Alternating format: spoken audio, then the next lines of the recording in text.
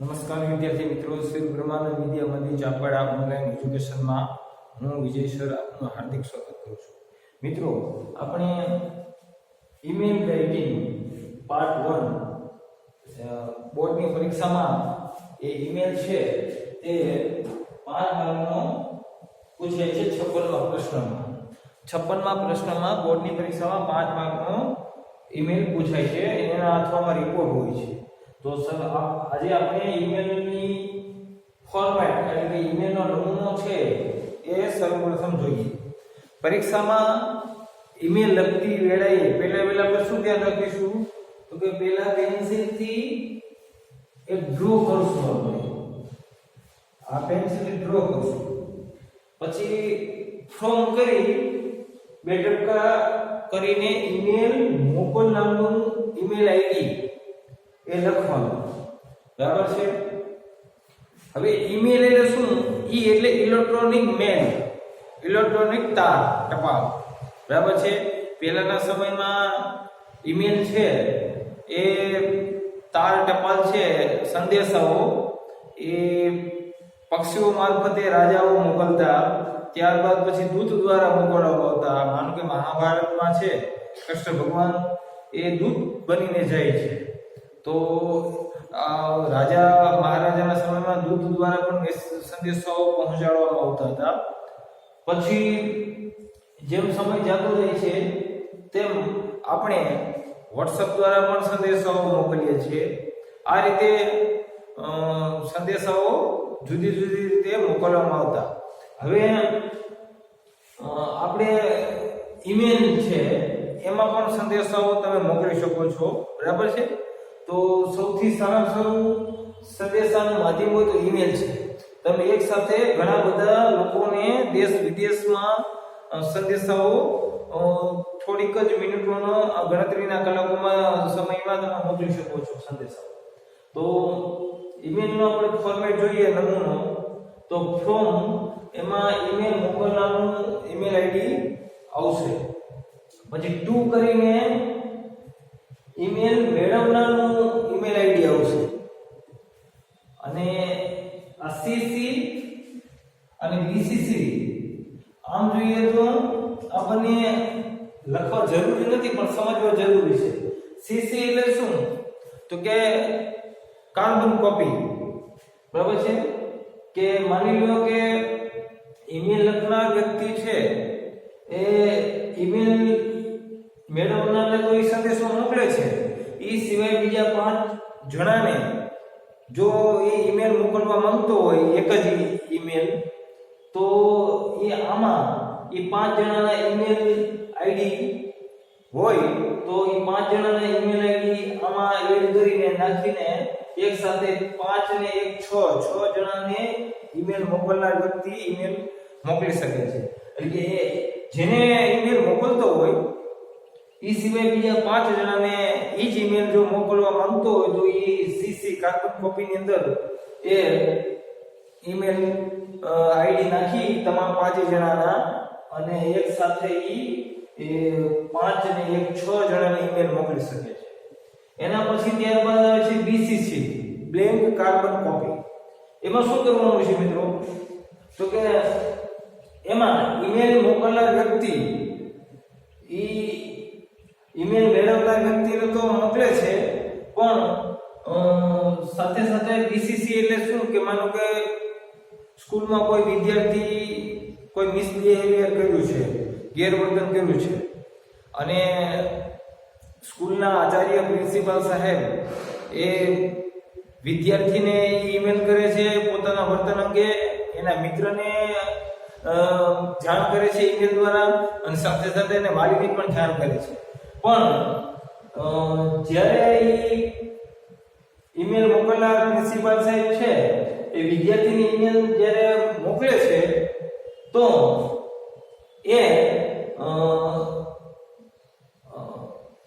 એના મિત્રને પણ મોકલે છે. એટલે સીસીમાં એના મિત્રને મોકલવામાં આવે છે અને બીસીસીમાં એના પેરેન્ટ્સ એટલે કે વાલીને મોકલવામાં આવે છે. તો બીસીસી છે એમાં એને વાલીનું એડ્રેસ નાખશે તો વિદ્યાર્થીને ઈમેલ મળશે પોતાના મિસબિહેવિયર અંગે, તો એને ખબર પડશે કે આ ઈમેલ મારા મિત્રને પણ ખબર પડી ગઈ છે મારા મિસબિહેવિયર અંગે, અને પોતાને ખબર પડી જાય, પણ એને બીસીસી ની અંદર આચાર્યશ્રીએ એના વાલીનું એડ્રેસ ઈમેલ આઈડી નાખેલું હોત, એના વાલીને સંદેશો મોકલે છે, પણ એ બીસીસી માં વાલીનું ઈમેલ આઈડી નાખવાથી એને વાલીને સંદેશો મળે છે, પણ એ વિદ્યાર્થીને ખબર પડતી નથી, કારણ કે બ્લેન્ક કાર્બન કોપી, એટલે કે એમાં માહિતી છે એ ઢાંકવામાં આવે છે. બીસીસી માં માનો કે ઈમેલ મોકલનાર વ્યક્તિ એક વ્યક્તિને મોકલે છે, સાથે બીજા 5 જણા મોકલે છે, તો 6 જણાને મોકલે છે, તો આ વ્યક્તિને ખબર પડી જાય કે આ ઈમેલ એક સાથે બીજા 5 જણાને પણ મળ્યો છે. પણ જે બીસીસી માં જેનું ઈમેલ મોકલનાર વ્યક્તિ છે, બીસીસી ની અંદર જે ઈમેલ નાખે છે આઈડી, તો ઈ માહિતી તદ્દન ગુપ્ત રાખવામાં આવે છે, અને એ ઈમેલ મેળવનારને એની જાણ થતી નથી, એટલે બીસીસી એટલે કે બ્લેન્ક કાર્બન કોપી. બરાબર. સીસીસી માં વધારેના લોકો છે એની માહિતી એક વ્યક્તિને મળી જાય છે, પણ બીસીસી માં જે ઈમેલ આઈડી નાખવામાં આવે છે એની માહિતી આ ઈમેલ મેળવનારને ખબર પડતી નથી, એટલે કે ગુપ્ત રહે છે. હવે સબ્જેક્ટમાં ઈમેલનો વિષય, ઈમેલ કઈ બાબતનો લખવાનું છે અને એનો એક વિષય લખવાનો છે ટૂંકમાં. ત્યારબાદ રિસ્પેક્ટેડ અથવા ડીએર બેમાંથી કોઈ પણ એક લખો. માની લો કે તમે કંપનીના સેક્રેટરીને ઈમેલ મોકલવા માંગતા હોય તો રિસ્પેક્ટેડ સર અથવા મેડમ લખવું પડે. બરાબર છે. રિસ્પેક્ટેડ પ્રિન્સિપાલ સર એ રીતે. પણ જ્યારે આપણે ફ્રેન્ડને કે ભાઈ બહેન માતા પિતાને લખતા હોય તો ડિયર બ્રધર, ડિયર સિસ્ટર, બરાબર, ડિયર ફ્રેન્ડ, ડિયર મનીષા, આવા શબ્દો, ડિયર કિંજલ, ડિયર પ્રકાશ, આવા વહાલા શબ્દો છે આપણા, આવા શબ્દો એ ડિયર એડ કરીને આપણે લખી શકીએ છીએ. બરાબર છે. હવે ત્યારબાદ ઈમેલમાં આપણે આગળ જઈએ તો ત્યારબાદ શું આવશે? રિસ્પેક્ટેડ સર લખ્યા પછી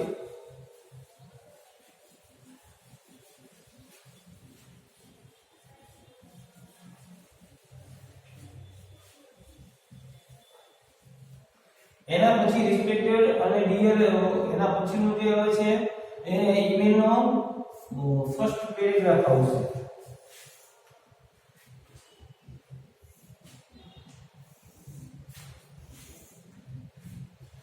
ઈમેલનો પહેલો પેરેગ્રાફ, ફર્સ્ટ પેરેગ્રાફ.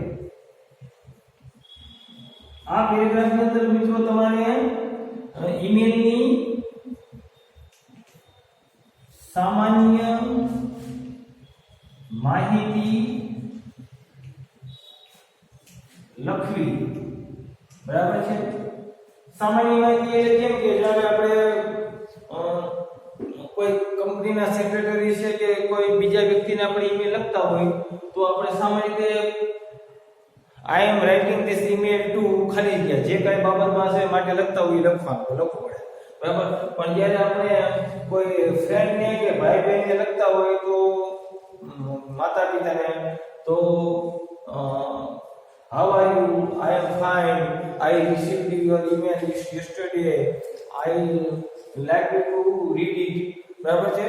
આવું લખી શકો છો તમે સામાન્ય.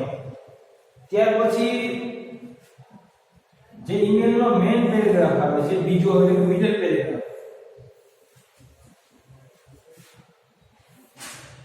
એટલે ઈમેલનો મેઇન પેરેગ્રાફ. આ મેઇન પેરેગ્રાફની અંદર તમારે ઈમેલ નું વિષય નિરૂપણ કરવાનું છે. આ મેઇન પેરેગ્રાફમાં ઈમેલનું તમારે વિષય નિરૂપણ કરવું, એટલે કે કઈ બાબતનો ઈમેલ લખવાનો છો, તમારે કઈ બાબતનો ઈમેલ લખવાનો છે. બરાબર છે. એનું વિષય નિરૂપણ તમારે કરવાનું છે. ત્યારબાદ એના પછી જે આવે છે કે લાસ્ટ પેરેગ્રાફ. આ લાસ્ટ પેરેગ્રાફ છે મીટર એમાં તમારે આ પેરેગ્રાફની અંદર એક યાદી કરવાની છે, યાદી કરવાની અને પરિણામ પાઠવવા.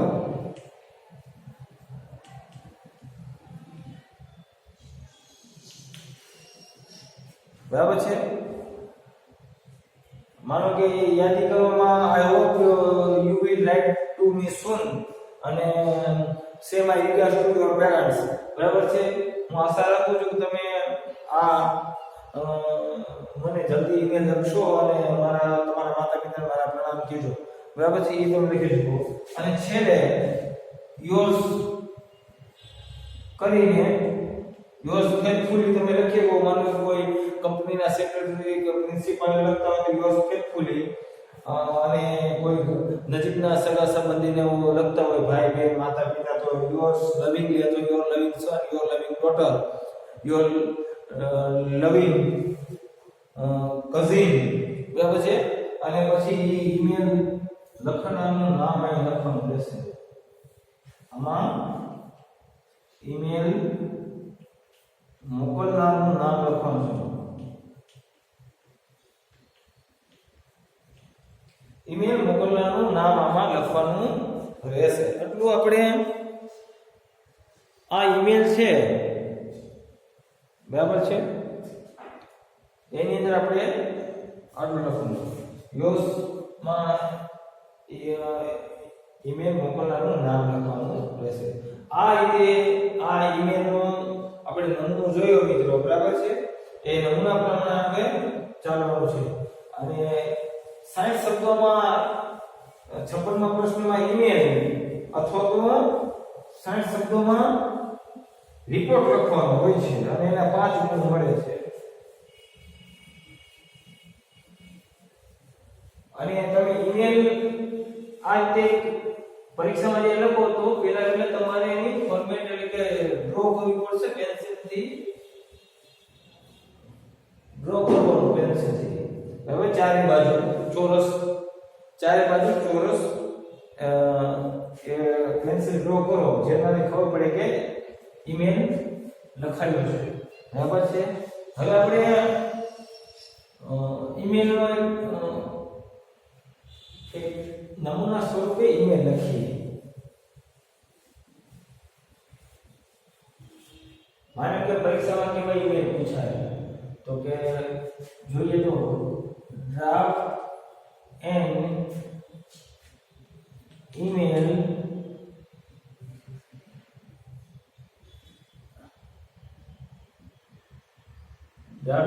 email on behalf of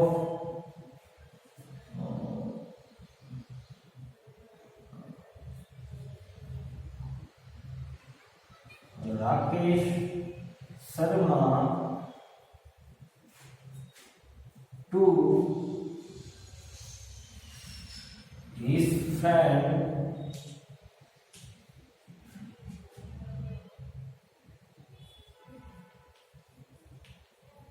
Kinjal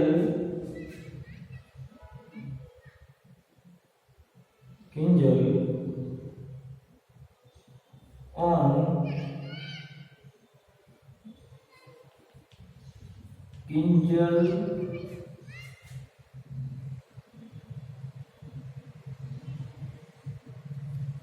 Patel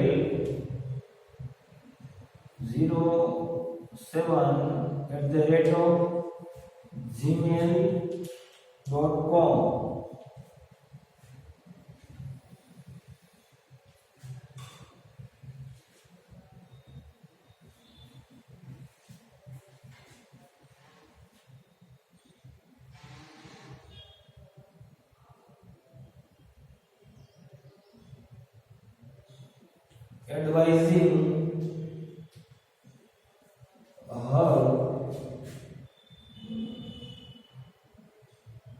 Advising her to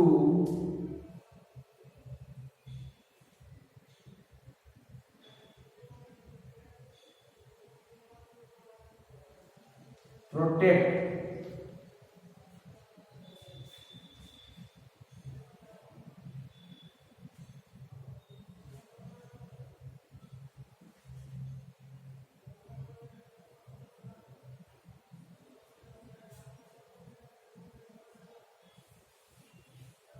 advising her how to protect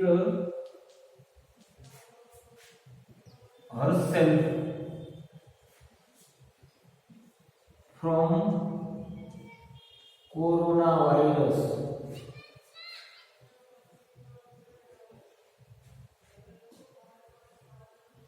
હવે મિત્રો આપણે જોયું આ પરીક્ષાની અંદર એક નમૂના સ્વરૂપે આપણે લખ્યું છે કે ડ્રાફ્ટ DRAFT ડ્રાફ્ટ એટલે લખી કાઢો ઘડી કાઢો. હવે ઈમેલ લખવાનું છે કોના વતી? રાકેશ શર્મા વતી. એટલે અહીં લખનાર ઈમેલ કોણ છે? ઓન બિહાફ ઓફ પછી લખના જે નામ આવે એ હંમેશા ઈમેલ લખનાર અથવા ઈમેલ મોકલનાર વ્યક્તિ કહેવાય. બરાબર. અહીંયા રાકેશ શર્મા છે એ ઓન બિહાફ ઓફ પછી જે વ્યક્તિ આવે હંમેશા ઈમેલ મોકલનાર હોય. તો રાકેશ શર્મા છે ઈમેલ મોકલનાર છે અને એની ફ્રેન્ડ કિંજલને ઈમેલ મોકલે છે. તો અહીંયા કિંજલ પટેલ 07@gmail.com એ કિંજલની ઈમેલ આઈડી હાજર છે. તો એ ઈમેલ આઈડી ઉપર રાકેશ શર્મા કિંજલ પટેલને કોરોના વાયરસથી તેનું કેવી રીતે રક્ષણ કરવું બરાબર છે એનો સલાહ આપતો ઈમેલ મોકલે છે. કેવી રીતે કોરોના વાયરસથી પોતાની જાતનું રક્ષણ કરવું બરાબર છે એ તેમને સલાહ આપતો એ ઈમેલ મોકલે છે. તો આપણે જોઈએ તો પહેલા તો આપણે એક પેન્સિલ વડે ડ્રો કરીશું ચોરસ અને પછી ઈમેલ લખશું. એમાં પહેલા ફ્રોમ લખશું. ફ્રોમ માં ઈમેલ મોકલવાનું ઈમેલ આઈડી આવે. કારણ કે રાકેશ શર્મા છે તો આપણે Rakesh Sharma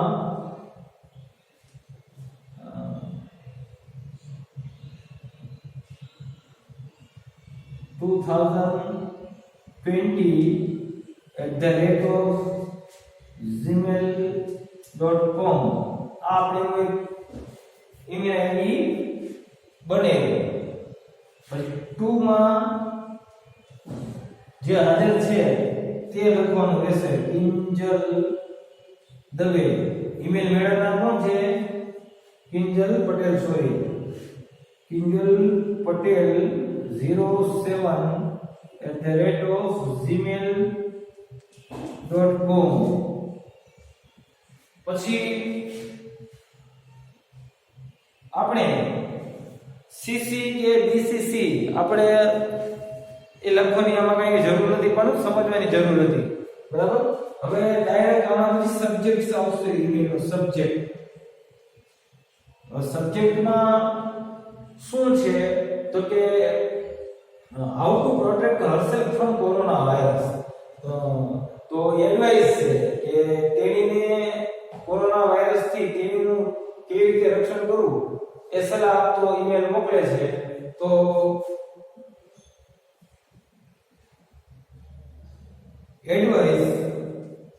advice for the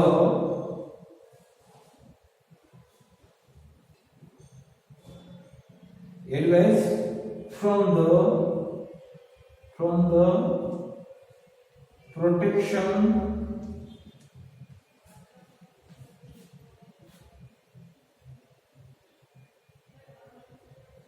from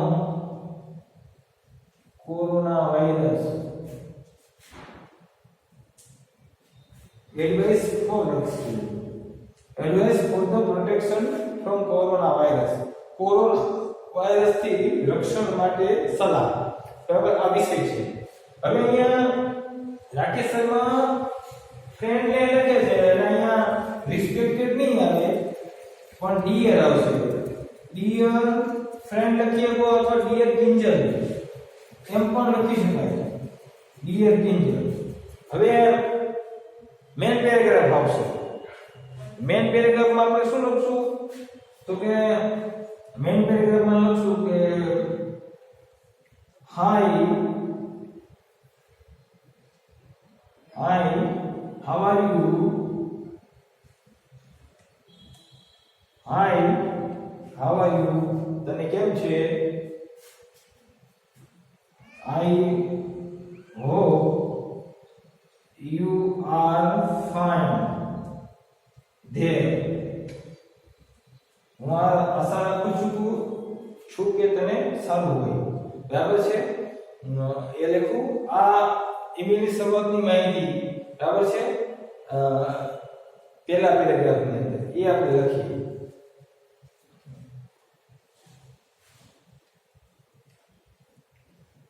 પછી આપણે લખીએ તો Hi, how are you? I hope you are fine there. I felt glad to read your email yesterday. ગઈકાલે તારો ઈમેલ વાંચીને મને ખૂબ ખુશી થઈ આ પહેલી માહિતી હવે આપણે ઈમેલ જે મેઇન પેરેગ્રાફ વિષયને અનુસંધાને તો કે વિષય છે કોરોના વાયરસથી રક્ષણ માટેની સલાહ તો એના માટે આપણે લખીએ તો બીજો paragraph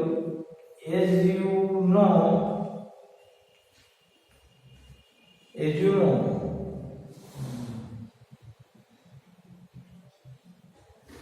the whole country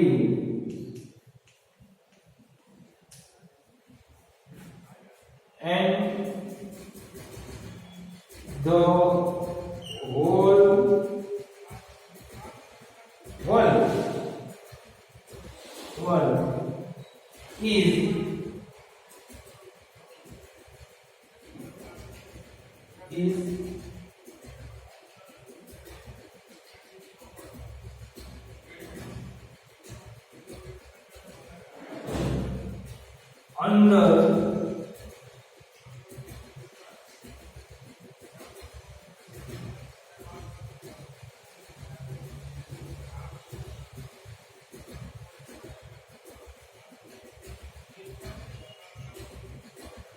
is under the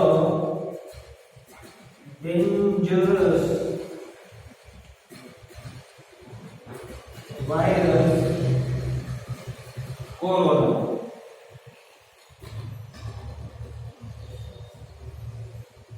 જો કે તું જાણે છે કે આખો દેશ અને આખી દુનિયા એ ભયાનક વાયરસ કોરોનાની નીચે છે અથવા હેઠળ છે કોરોનામાં છે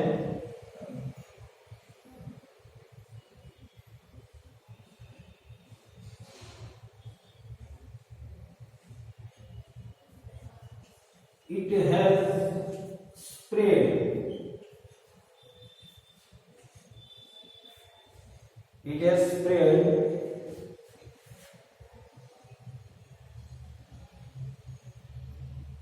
every nook and corner of the world easily. દુનિયાના દરેક ખૂણે સરળતાથી એ ફેલાયો છે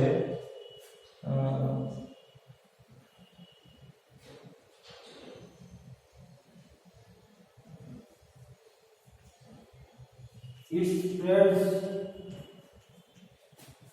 through air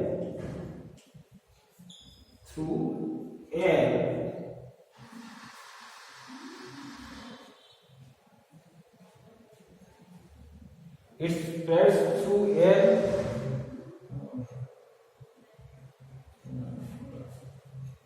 and touch આ વાયરસ હવાથી અને સ્પર્શથી ફેલાય છે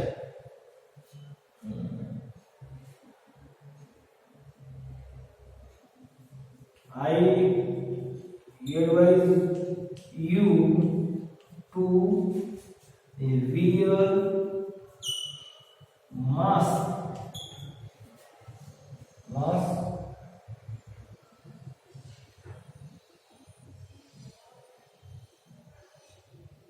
and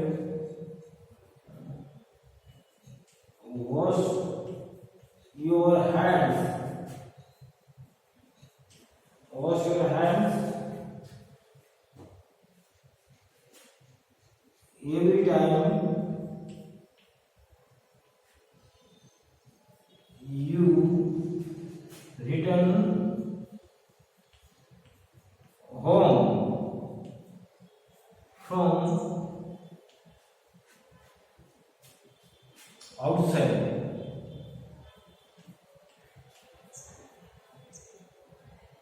And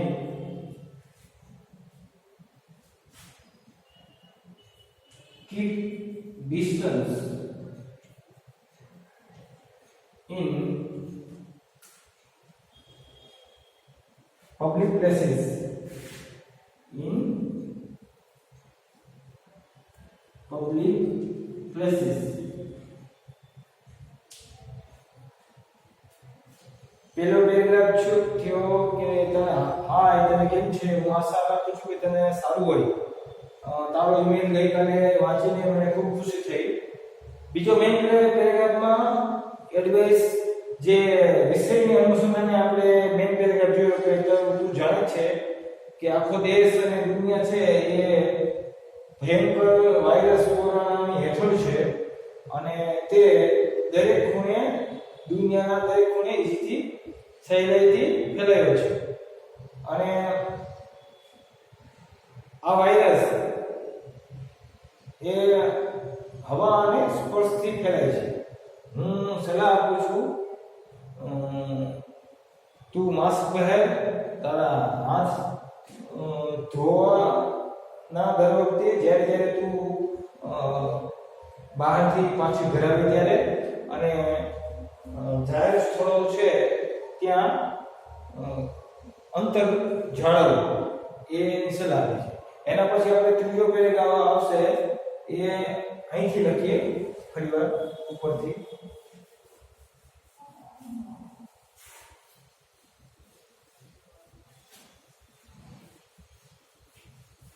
નીચે જગ્યા ન હોવાના કારણે આપણે ઉપરથી પાછું લખીશું પણ કાગળમાં તો આપણે એક જ પેજમાં આરામથી લખાઈ જાય પણ અહીંયા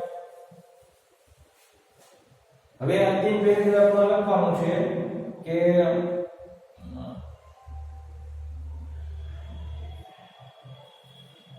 I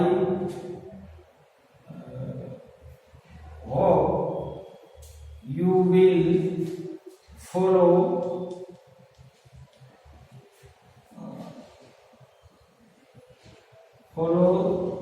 this strictly.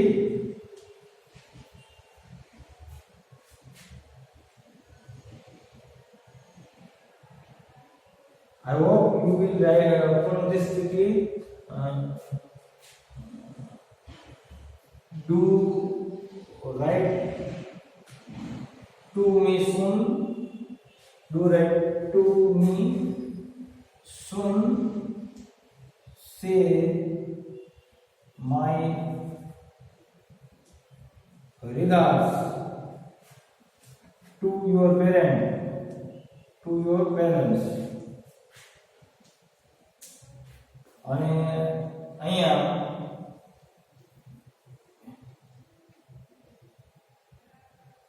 your loving friend, yours lovingly લખીએ yours loving friend લખનાર કોણ છે રાકેશ શર્મા ઈમેલ મોકલનારનું નામ આ રીતે ઈમેલ છે એ લખાય છે આપણે મિત્રો જોયું કે ઈમેલ છે એ એક ફોર્મેટ પ્રમાણે અને એ નમૂનો જોયો ઈમેલનો ત્યારબાદ એક એક્ઝામ્પલ તરીકે ઈમેલ પણ આપણે જોયું 60 શબ્દોમાં લખવાનું છે બરાબર અને આ રીતે સૂચના હોય છે ઈમેલ આઈડી મોકલનારનું ન હોય તો આપણે બનાવી શકીએ છીએ અને જે મેળવનાર હોય એનું ઈમેલ આઈડી હોય છે એનું ન હોય તો પણ આપણે બનાવી શકીએ. પહેલા નામ આવે, પછી કોઈ અંક આવે, પછી @gmail.com, @yahoo.com, @gmail.com, @hotmail.com, આપણે આ કોઈ પણ તમે ઈમેલ બનાવી પાછળ લખી શકો, બરાબર. અને એ રીતે આ રીતે ઈમેલ તમે બનાવી શકો છો. અને જ્યારે કોઈ કંપનીના સેક્રેટરી કે કોઈ સન્માનનીય વ્યક્તિને આપણે લખતા હોય તો સંબોધનમાં રિસ્પેક્ટેડ સર અથવા મેડમ હોય.